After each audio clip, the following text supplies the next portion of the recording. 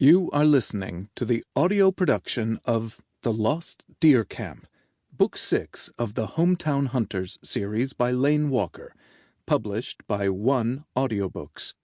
This book was originally published by Balkan Books and is read by Caleb Summers. This book was written for the fans. Without you, Hometown Hunters wouldn't be possible. Thank you to every fan that has written or emailed me. Knowing that kids across the country love my Hometown Hunters collection makes all the late nights and hard work worth it. Remember, hard work makes the dream work. Just because you fall down, don't stay down. Who can? You can. For His glory. Chapter 1. Prologue. No, not now, I moaned as my flashlight died. I pounded the plastic bottom, hoping to get just a little more out of the cheap batteries I had bought at the gas station. I twisted and shook it until a faint yellow beam reappeared, casting an eerie yellow glow over the landscape.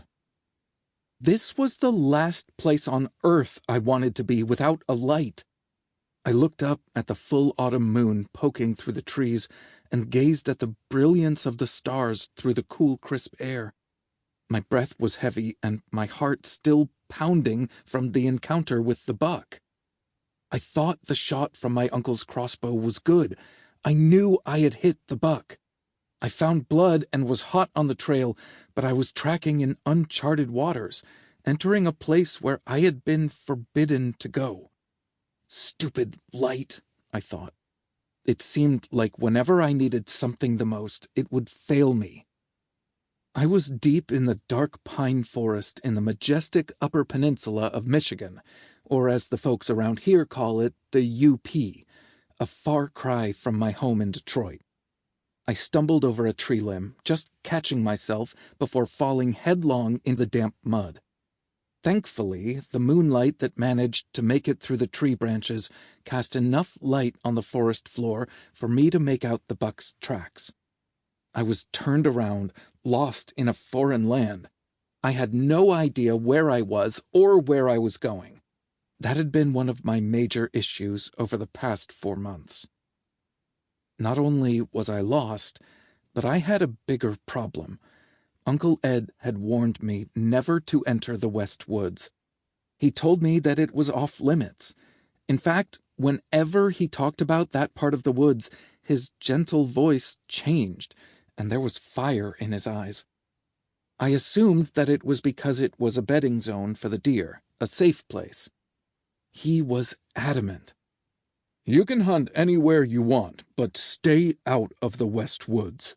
Never go near it. I was happy that he let me hunt his 300 acres of paradise in the UP, filled with hardwoods, pines, and ridges, so I didn't argue. I was done arguing with people. But I was now officially farther into the West Woods than I had ever been.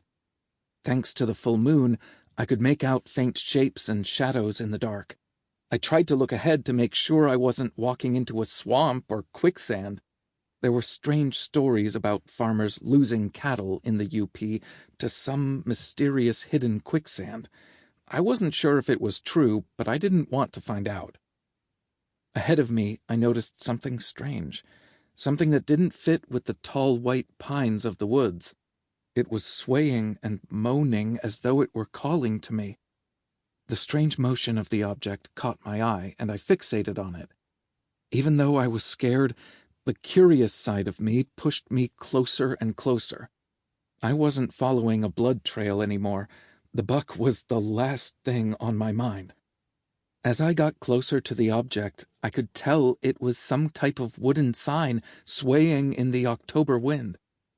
The wind made it hard to make out the writing, but there was something written on it, some type of warning. My skin went cold, and the hair on the back of my neck spiked as I ventured closer.